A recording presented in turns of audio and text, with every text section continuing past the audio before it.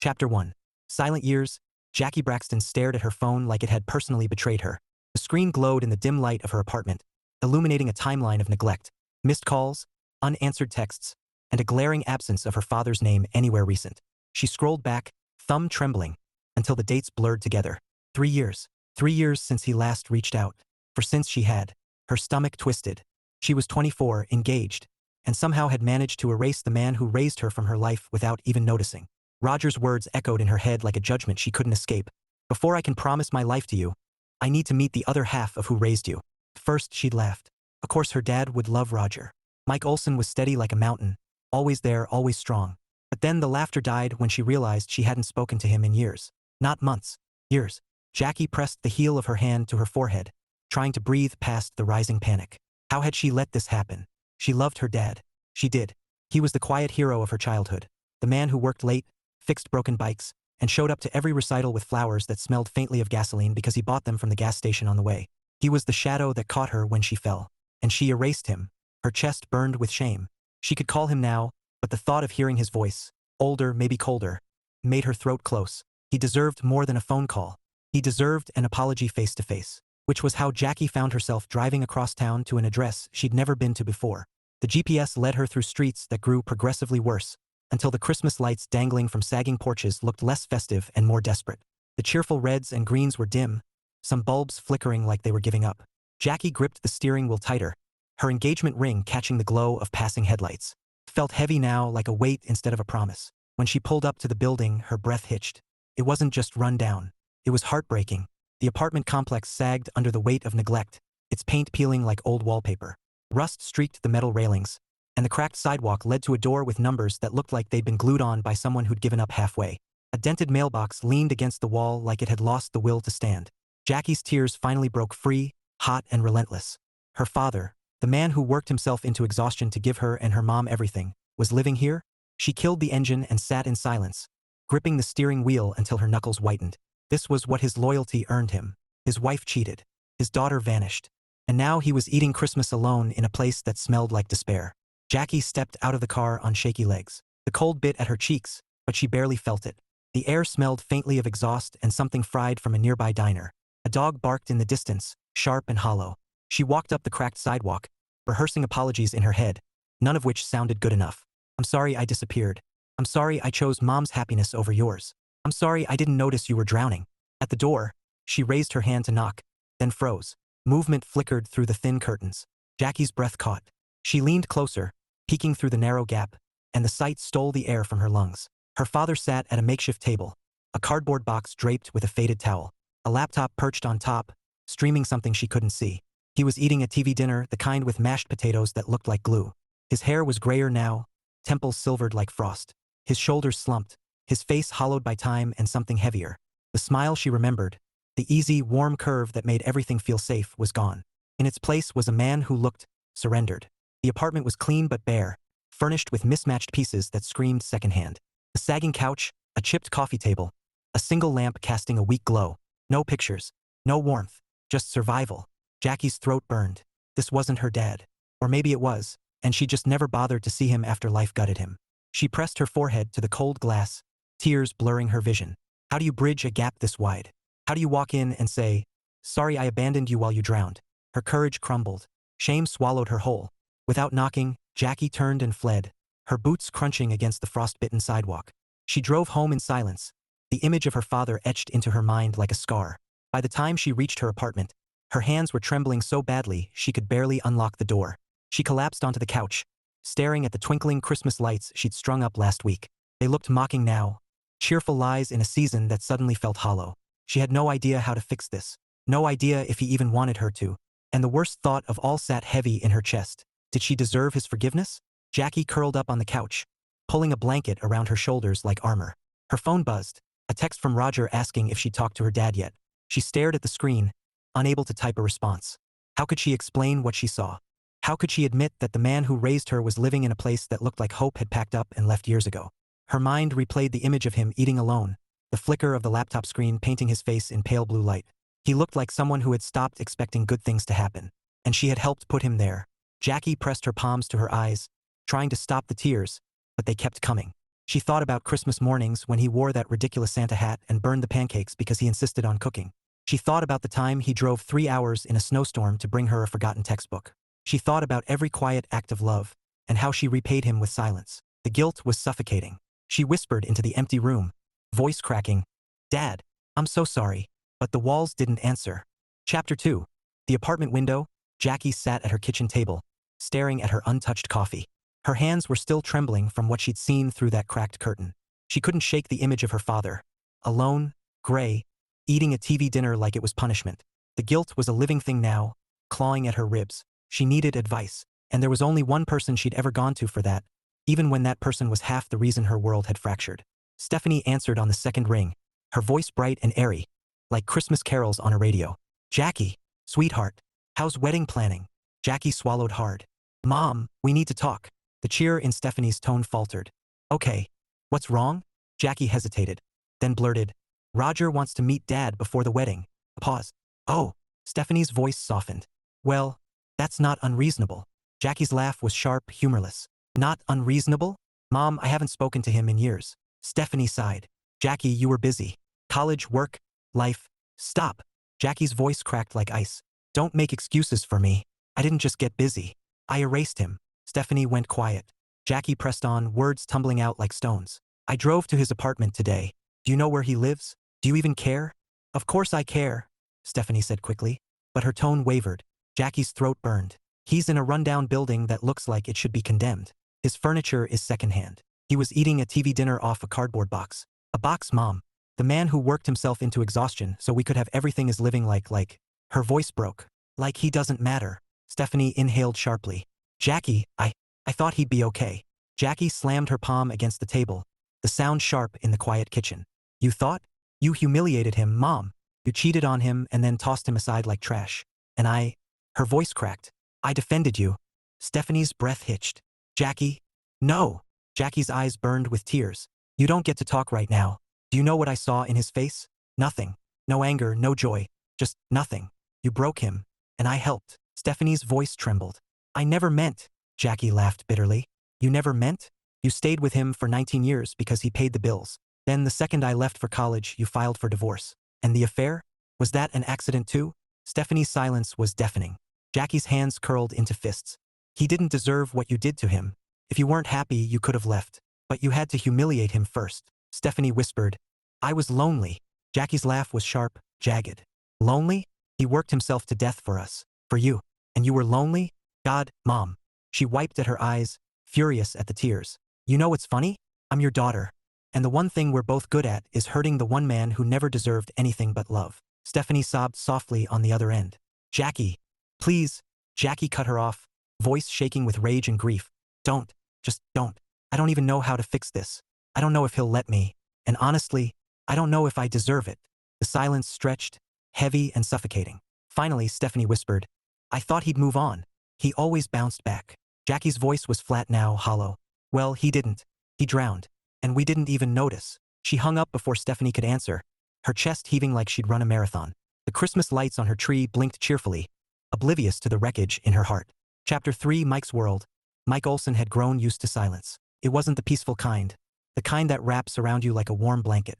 No, this was the hollow kind. The kind that echoes in your bones and reminds you every second that nobody's coming through the door. He sat at his makeshift table, a cardboard box draped with an old towel, poking at mashed potatoes that tasted like wallpaper paste. The laptop in front of him streamed a Christmas movie, all twinkling lights and laughter, the kind of cheer that felt like a cruel joke. He wasn't watching it so much as letting it play, filling the room with voices so he didn't have to listen to his own thoughts. The apartment smelled faintly of disinfectant and loneliness. Second-hand furniture lined the walls like soldiers who'd lost the war. A sagging couch, a chipped coffee table. No pictures, no memories, just survival. Mike stabbed a piece of turkey with his fork and chewed mechanically. He wasn't hungry. He ate because his body demanded it, not because he cared. Caring took energy, and he'd run out of that a long time ago. 19 years. That's how long he'd built a life. Brick by brick, paycheck by paycheck. Only to watch it collapse in a courtroom with fluorescent lights and a judge who smiled like they were handing out candy. He lost his home, his family, and his job in one brutal sweep. The job was the final insult. How do you keep working alongside the guy your wife cheated with? How do you smile at coworkers who knew and said nothing? He couldn't. So he quit. walked out with his dignity in tatters and a cardboard box of personal items that felt like a punchline. Mike leaned back in his chair, staring at the ceiling. He wasn't perfect, God knows, but he was there. Always there. And what did that earn him? A wife who saw him as a paycheck and a daughter who vanished like smoke. Jackie. The name still hurt. He fought for a year. Calls, texts, awkward voicemails that sounded more desperate each time.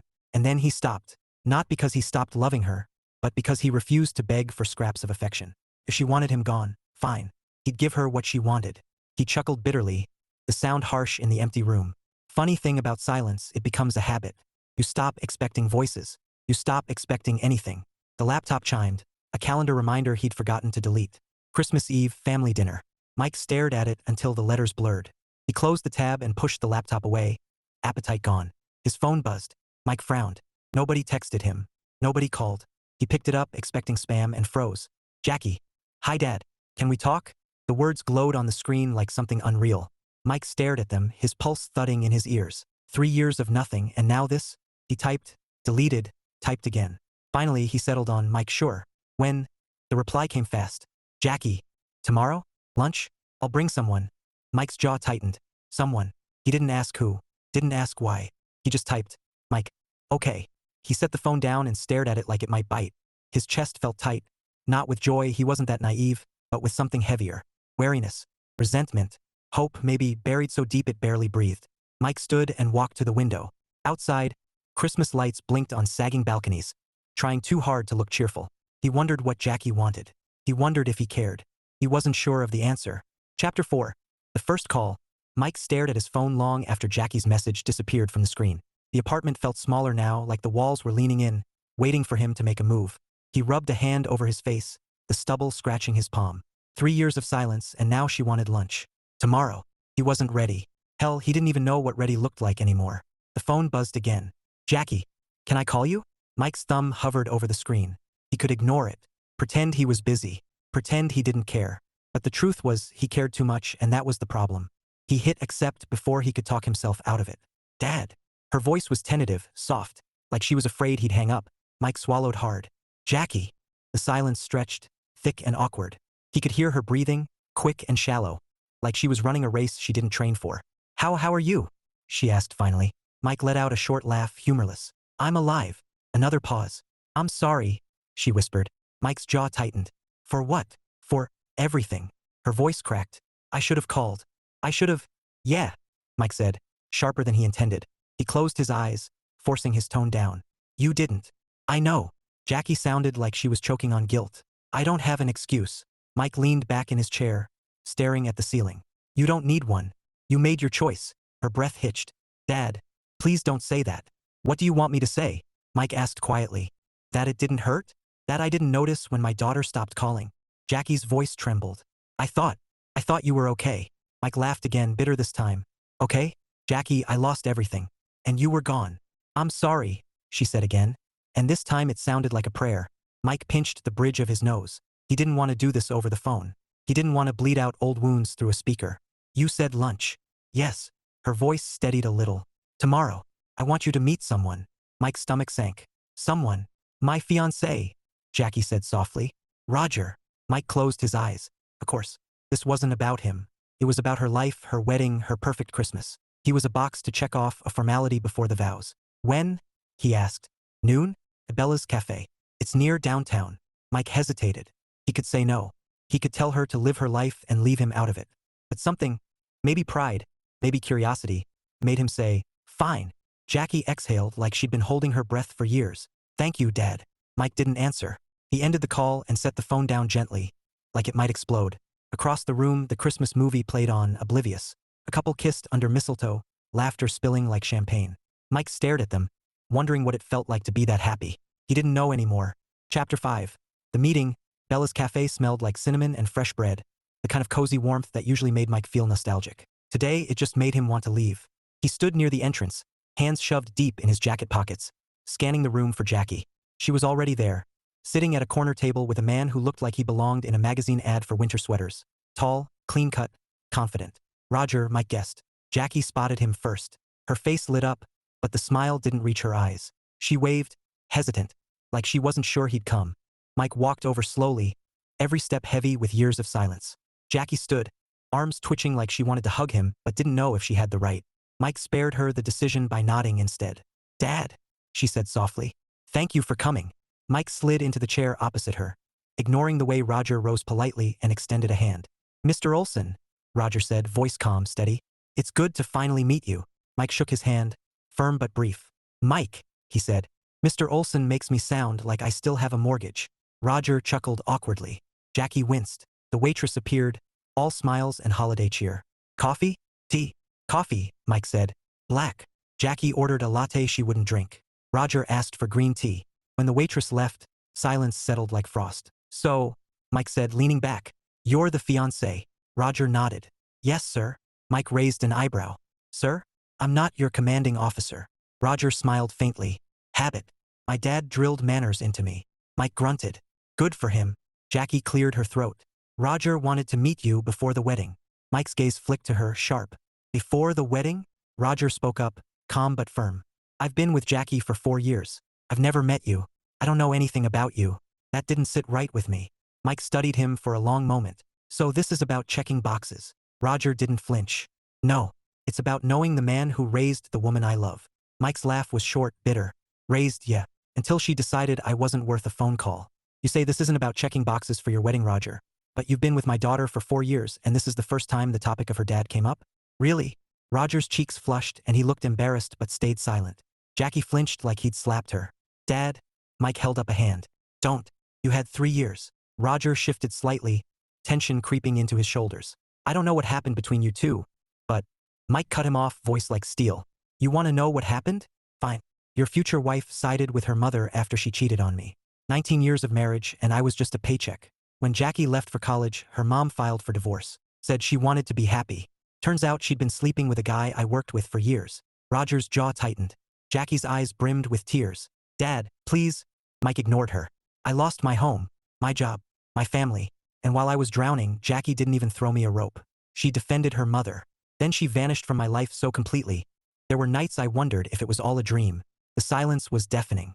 Roger looked at Jackie, something unreadable in his eyes. "Is that true?" Jackie's voice was a whisper. I didn't know how bad it was." Mike's laugh was jagged. "You didn't ask." Roger leaned back slowly, processing. "I appreciate your honesty, Mike." Mike met his gaze, unflinching. "Don't thank me. Just know what you're marrying." Jackie's breath hitched. "Dad." Mike stood, tossing a few bills on the table. "Enjoy your lunch." "Mike." Jackie reached for his arm, but he pulled away gently, not harsh, just final. "Christmas is next week," he said quietly. "Don't worry. I won't ruin it." And then he walked out, leaving the smell of cinnamon and the weight of truth behind. Chapter 6. Cracks in the ice. Jackie sat in her car outside Bella's cafe, hands gripping the steering wheel so tightly her knuckles were white. Her father's words still rang in her ears, sharp and jagged like broken glass. "Just know what you're marrying." She couldn't breathe, couldn't think. The image of Mike walking away, shoulders squared, head high, like he'd carried the weight of the world for so long he didn't even notice anymore, was burned into her mind. She wanted to run after him, beg him to stay, but her legs wouldn't move. Shame had nailed her to the seat. The passenger door opened. Roger slid in, quiet, his green tea untouched in his hand. He didn't look at her right away. He just stared out the windshield, jaw tight. Jackie swallowed hard. "Roger? Is it true?" His voice was calm, but there was steel underneath. Jackie's throat closed. "Ah, yes." Roger turned to her slowly, his eyes searching hers. "You knew your mom cheated?" Jackie's voice cracked. "I found out after the divorce. She told me it wasn't serious, that she was unhappy. I believed her." Roger's expression didn't change, but something in his eyes did. A flicker of doubt, sharp and cold. "And you defended her." Jackie's tears spilled over. I thought Dad would be okay. He's always been okay. He's strong. He never needed anyone." Roger shook his head, disbelief etched into every line of his face. "Jackie, he lost everything. And you didn't even call." "I know." Jackie's voice broke, raw and desperate. "I know, okay? I was selfish. I was busy with school and friends and I didn't want to pick sides. So I picked silence. And it killed him." Roger stared at her, silent. The weight of his gaze was unbearable. Jackie wiped her face with trembling hands. "I'm not asking you to forgive me. I'm not even asking you to understand. But I need to fix this. I need to make things right with my dad." Roger's jaw tightened. "And what about us?" Jackie looked at him, eyes red and swollen. "If you want to walk away, I won't stop you. But I can't marry you until I fix this. Not because of you, because of me." Because I can't live with what I did. Roger exhaled slowly, his breath fogging the glass. He stared out the window for a long moment before speaking. You know what this sounds like? Jackie braced herself. What? A test, Roger said quietly. Not for me.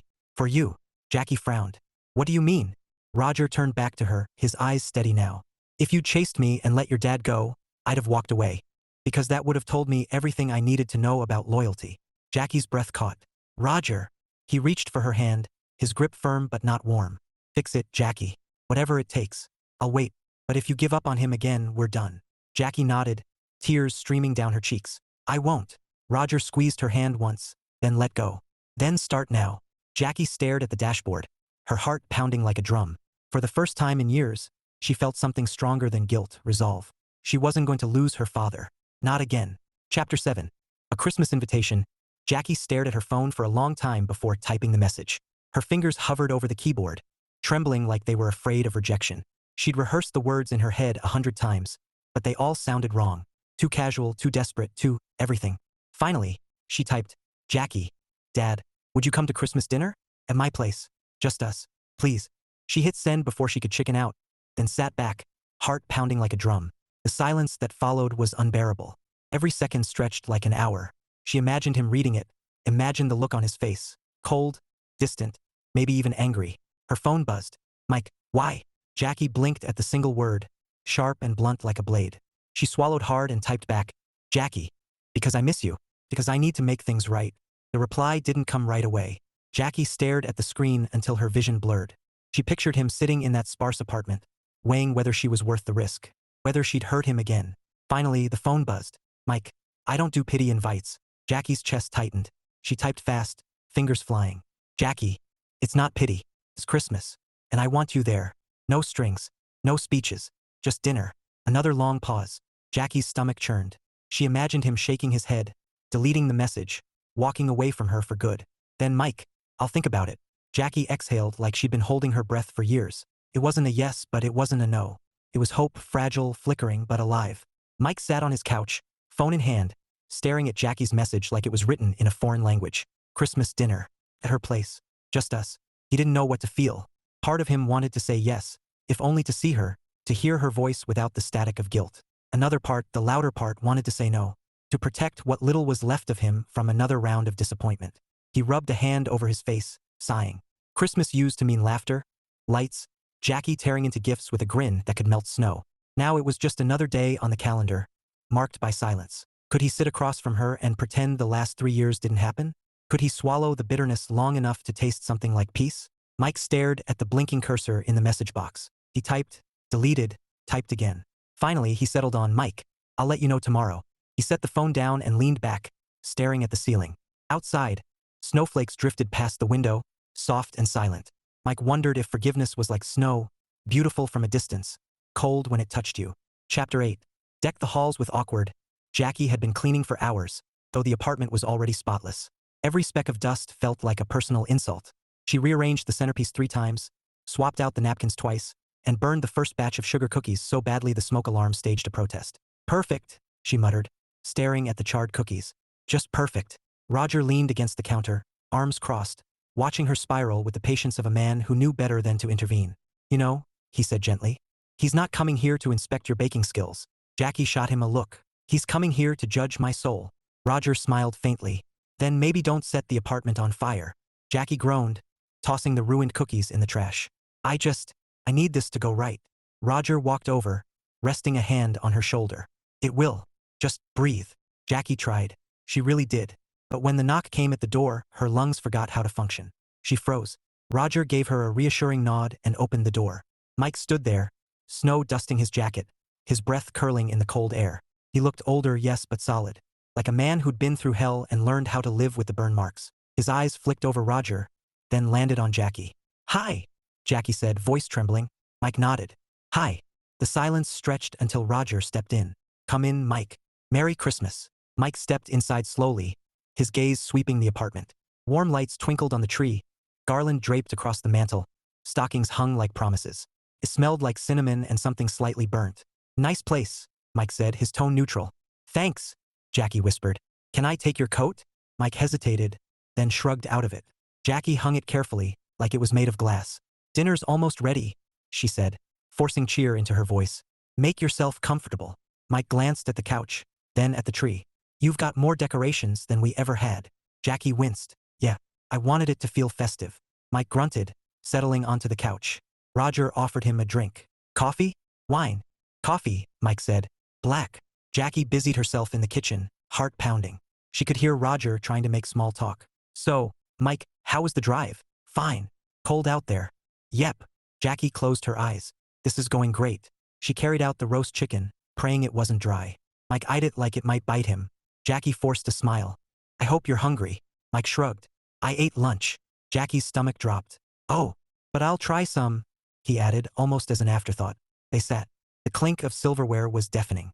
Jackie tried to fill the silence. "So, do you still watch those old Christmas movies? The ones you loved?" Mike chewed slowly. "Not lately." Jackie nodded, throat tight. "I remember you used to make hot cocoa and—" "Jackie." Mike's voice was quiet but firm. "You don't have to pretend." Her eyes burned. "I'm not pretending. I'm trying." Mike set down his fork, meeting her gaze. His eyes were tired, but not cruel. "Trying now doesn't erase the years you didn't." Jackie swallowed hard. "I know. I'm sorry." The words hung between them, fragile and raw. Mike didn't answer right away. He just picked up his fork again and took another bite. Roger cleared his throat. "The chicken's good." Jackie almost laughed at the absurdity of it all. The burnt cookies, the awkward silences, the way her father looked like he'd rather be anywhere else. But beneath the chaos, something flickered. Mike was here. He hadn't walked away. And for Jackie, that was enough to keep hope alive. Chapter 9. Old wounds, new light. Dinner was over.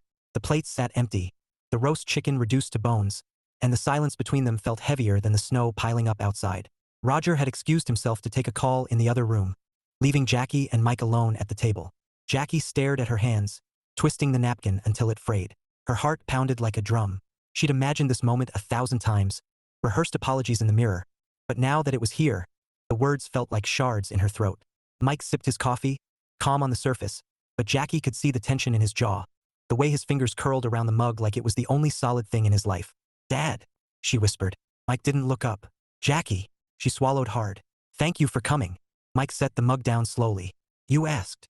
"I didn't think you would," she admitted, voice trembling. Mike's eyes lifted, sharp and tired. "Why?" "Because I'm good at being forgotten." Jackie flinched. "Please don't." "Don't what?" His tone was quiet, but it cut deep. "Don't remind you that you vanished? That you left me to figure out how to breathe after 19 years of building a life that burned down overnight." Jackie's tears spilled over. I know I hurt you." Mike leaned back, studying her like she was a stranger. "Hurt me?" "Jackie, you didn't just hurt me. You erased me." Her chest caved under the weight of his words. "I was wrong," she whispered. I thought Mom needed me more. She said she was unhappy. She made it sound like you didn't care." Mike laughed, bitter and hollow. "Didn't care? I worked myself into the ground for you too. I missed birthdays because I was paying for college. I skipped vacations because the mortgage came first. And you thought I didn't care." Jackie sobbed, clutching the napkin like a lifeline. "I was stupid. I was selfish. I believed her because it was easier than asking you. And then I didn't know how to fix it, so I didn't try." Mike's voice softened, but it was still edged with pain. "You didn't try because you didn't want to." Jackie shook her head violently. "No, I wanted to. I was ashamed. Every day that passed, it got harder. And then years went by, and I thought you hated me." Mike stared at her for a long moment, his expression unreadable. Finally he spoke, quiet and raw. "I don't hate you, Jackie." Her breath caught. "You don't." Mike shook his head slowly. "I was angry. I still am. But hate? No. You're my kid. That doesn't go away." Jackie covered her face with her hands, sobbing into them. "I don't deserve that." Mike's voice was low, almost a whisper. "Maybe not, but it's what you get." Jackie looked up, eyes red and swollen. "Can you forgive me?" Mike hesitated. The silence stretched, heavy and fragile. Finally, he said, "Forgiveness isn't a switch, Jackie. It's a process. You want it? Show me." Jackie nodded, tears streaming down her cheeks. "I will. I swear." Mike picked up his mug again, staring into the dark coffee like it held answers. "Then start by not disappearing again." Jackie reached across the table, her hand trembling. Mike looked at it for a long moment before placing his own over hers. His grip was firm, not warm, but it was contact. It was something. Outside, snowflakes drifted past the window, soft and silent. Inside, for the first time in years, Jackie felt a flicker of hope. Chapter 10.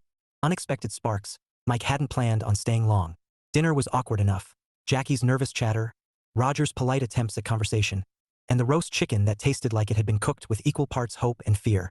He figured he'd eat, nod, and leave before the ghosts of Christmas past started singing carols in his head. But then the doorbell rang. Jackie jumped up, nearly knocking over her wine glass. "Oh, that's probably Mrs. Delgado." Mike frowned. "Who?"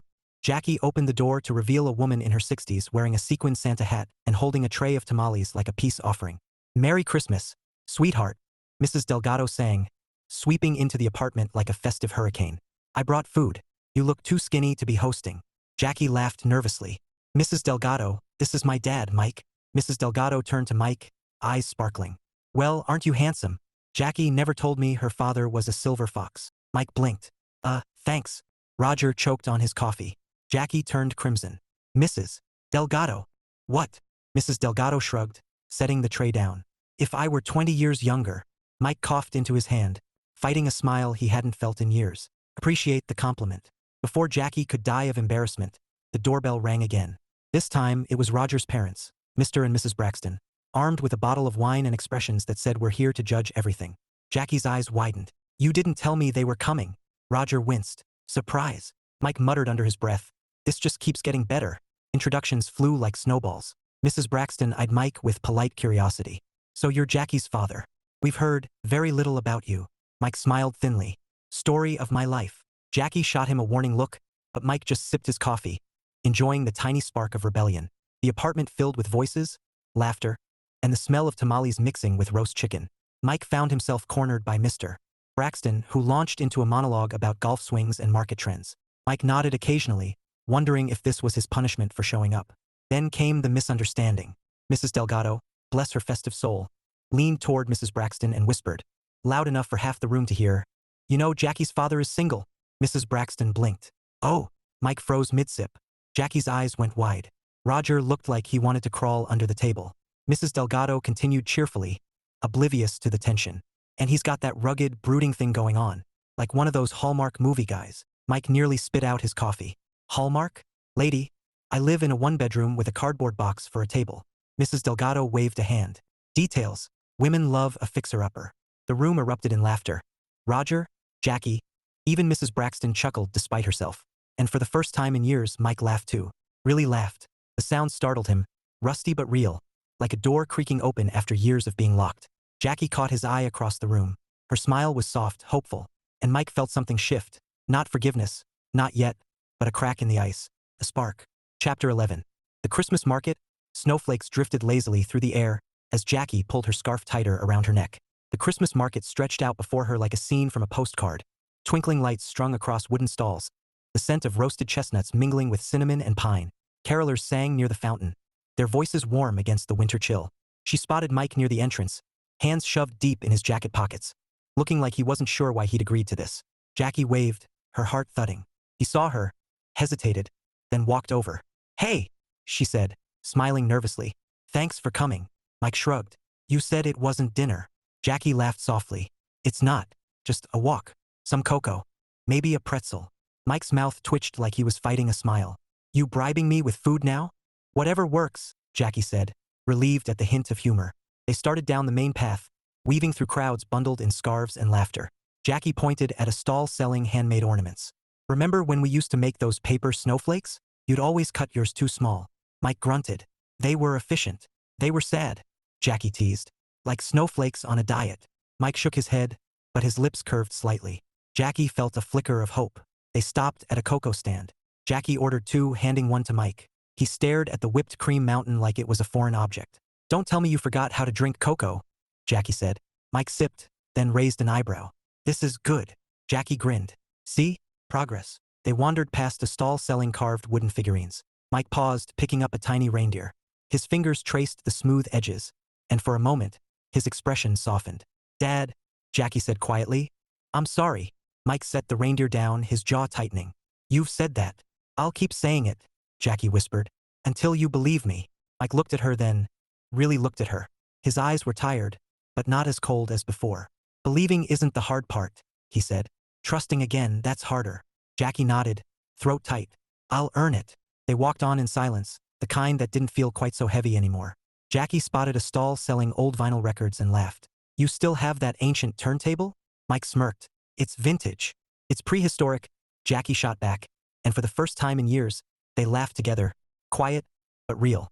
As the market lights glowed against the falling snow, Jackie felt something shift. It wasn't forgiveness, not yet, but it was a start. And for now, that was enough. Chapter 12. The proposal twist. The apartment glowed with Christmas warmth, soft lights twinkling on the tree, candles flickering on the table, and the faint sound of Bing Crosby crooning from Jackie's playlist. Dinner had gone better than Jackie dared hope. Mike hadn't smiled much, but he hadn't left either. He even complimented the roast chicken, which Jackie suspected was more mercy than truth. Now, plates were cleared, coffee poured, and Jackie felt the tension in her shoulders loosen, just a little. Mike sat on the couch, nursing his coffee like it was armor. Roger hovered near the tree, his expression unreadable. Jackie was mid-sentence, something about the Christmas market downtown, when Roger cleared his throat. Jackie, he said softly, can you come here for a second? Jackie blinked. Sure. She walked over, heart thudding. Roger took her hands, his grip warm and steady. Then he dropped to one knee. Jackie's breath caught. Roger. Mike froze, coffee halfway to his lips. His eyes widened, then narrowed, like he wasn't sure if he was about to witness a miracle or a train wreck. Roger looked up at Jackie, his voice calm but strong. For years ago, I fell in love with you. Today, I saw you fight for something you almost lost, and that told me everything I needed to know about the kind of woman you are. Jackie Braxton, will you marry me? Jackie's eyes brimmed with tears. Roger. Her voice cracked. Yes. Yes. Roger slid the ring onto her finger, and Jackie laughed through her tears, throwing her arms around him. The room seemed to glow brighter, like the Christmas lights were celebrating too. Mike set his coffee down slowly, watching them. Something twisted in his chest. Not bitterness, not quite joy, but something softer. He cleared his throat. Well, he said dryly, that's one way to end dinner. Jackie turned, tears streaking her cheeks. Dad. Mike stood, hands in his pockets. He looked at Roger, his gaze steady. You've got guts. Doing that in front of me. Roger smiled faintly. I figured if you were going to give me your blessing, I wanted you to see why. Mike studied him for a long moment, then nodded. You love her. With everything I've got, Roger said without hesitation. Mike's jaw tightened, then relaxed. He glanced at Jackie. His little girl, grown and glowing, wearing a ring that sparkled like frost. Then don't waste it, he said quietly. Don't take her for granted. And don't let her take you for granted either. Jackie's throat burned. Dad. Mike met her gaze, and for the first time in years, his eyes softened. You've got a second chance, Jackie. Don't screw it up. Jackie crossed the room and hugged him. Really hugged him, arms tight, face buried against his chest. For a second, Mike stood stiff like he'd forgotten how this worked. Then, slowly, he wrapped his arms around her. It wasn't perfect. It wasn't easy. But it was something. And for Mike Olsen, that was enough. Chapter 13. Second Chances. Snow fell in lazy spirals outside Jackie's apartment, frosting the world in white. Inside, the Christmas tree glowed softly, its lights casting golden halos across the room. The remnants of dinner were cleared away, laughter from earlier lingering like the scent of cinnamon in the air. Mike stood near the window, hands in his pockets, watching the snow. He felt lighter, not healed. He wasn't naive enough to believe that, but something had shifted. The silence that had been his constant companion for years didn't feel so heavy tonight. Jackie walked up behind him, her steps hesitant. Dad. Mike turned, meeting her gaze. Her eyes were red from crying earlier, but there was a steadiness there now, a resolve he hadn't seen in years. Thank you for coming, she said softly. Mike nodded. You made a good dinner. Jackie laughed, shaky but real. You mean the chicken that almost burned? Mike's mouth twitched. I've had worse. They stood in silence for a moment, the glow of the tree painting their faces in warm light. Jackie swallowed hard. I know I can't erase what I did, or what I didn't do, but I'm not going to disappear again. I promise. Mike studied her, the weight of years pressing against the fragile hope in her voice. Promises are easy, he said quietly. Keeping them isn't. Jackie nodded, tears slipping down her cheeks. Then let me prove it. Mike looked at her for a long moment, then reached out and brushed a tear from her cheek with a rough thumb. You're still my kid, he said. That never changed. Jackie's breath hitched. She threw her arms around him, holding on like she'd never let go again. For a second, Mike stiffened. Old habits, old hurts. But then his arms came up, wrapping around her in a hug that felt like home. Across the room, Roger watched silently, a small smile tugging at his lips. He didn't interrupt. He didn't need to. This was Jackie's moment and Mike's. When they finally pulled apart, Jackie laughed through her tears. You know, Roger still wants your blessing. Mike glanced at Roger, who raised his hands in mock surrender. No pressure, Roger said lightly. Mike's lips curved into something that almost resembled a smile. You've got guts, kid. I'll give you that. Roger grinned. I'll take it. Jackie wiped her eyes, her laughter soft and shaky. Merry Christmas, Dad. Mike looked at her, then at the tree, then at the snow drifting outside. For the first time in years, the word didn't feel hollow. Merry Christmas, Jackie. Mike stepped outside, the cold biting at his cheeks, but he didn't mind. The street was quiet, the snow crunching under his boots. Above him, Christmas lights twinkled like tiny stars strung across the world. He wasn't sure what tomorrow would bring. He wasn't sure if trust could ever be fully rebuilt. But tonight, under the glow of those lights, he felt something he hadn't felt in a long time. Hope. And maybe, just maybe, that was enough.